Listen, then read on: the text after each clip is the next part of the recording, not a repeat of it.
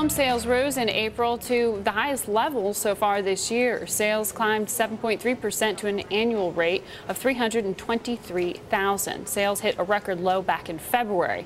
We're joined now by Mark Zandi. He's a chief economist for Moody's Analytics, who says that the housing drop is the most serious threat to economic expansion right now. And you also say this is a little bit of a head fake today when we see that 7.3% increase. The rate is really what we've been seeing over the past few months. Yeah, I don't think new home sales fundamentally have improved. They've been around 300K at an annualized rate for a little over 2 years, and I don't think this signals a significant pickup in sales. The good news is they're not falling, so they're not getting worse, but I don't think this signals any major turnaround, at least not yet. I mean, we've had Toll Brothers CEO out. We've had a number of active players in the industry saying spring is disappointing for them. We're also seeing prices continue to decline. I mean, is there any glimmer of a floor? Well, not in terms of prices. I mean, we have this glut of foreclosed, distressed properties that we have to work through. By my calculation, there's 3.6 million loans that are in foreclosure or pretty close. 3.6 million. Yeah, out of 50 million first mortgage loans outstanding. So that's a lot of loans. Most of those loans have been looked over for a modification and probably don't qualify. So most will go through to a distressed sale. And as those homes hit the market, we're going to see more price weakness. So I don't really think we're going to see much of a turnaround, certainly not in terms of pricing, not this year. How will the end of QE2? I mean, there are fears.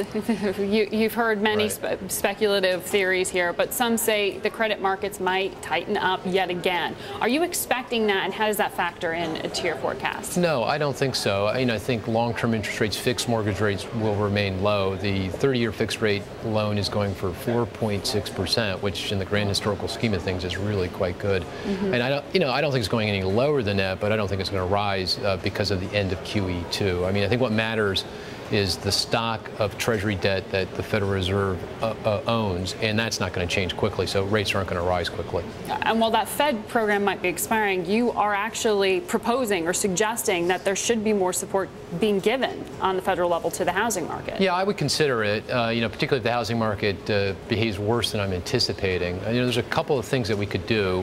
We could try to help facilitate more mortgage refinancings. I mean, at 4.6%, there's a lot of loans out there that could be profitably refied if we could incent that, and we can do some things with Fannie and Freddie to make that a little easier.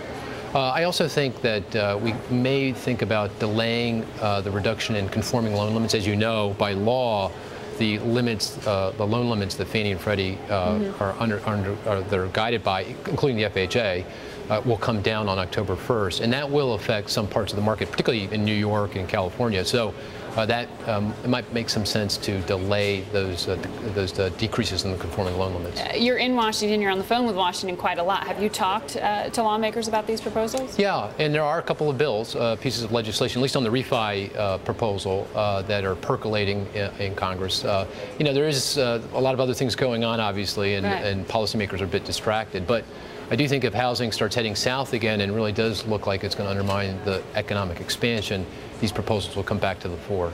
And yet, there's been a tremendous amount of criticism over the HAMP program, other programs that are meant to help along similar lines. I mean, what needs to be different? Well, in terms of the loan modification plans, you're right.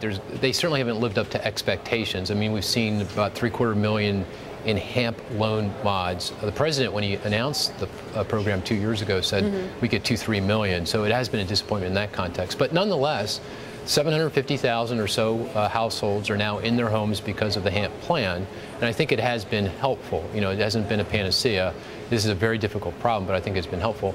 I do think that it is possible that you could support more modifications, better modifications, with lower redefault rates if somehow we could fund mods with principal reduction. Now, that doesn't look very likely at this point, but that's something we may also want to consider. Oh, and the banks are, they are obviously a key part of this negotiation. Keeping people in their homes and getting some money from them is a positive, but still, that's a drag on their books. It sure is. I mean, 3.6 million loans, if they do go through to a distressed sale, the banks are going to lose money.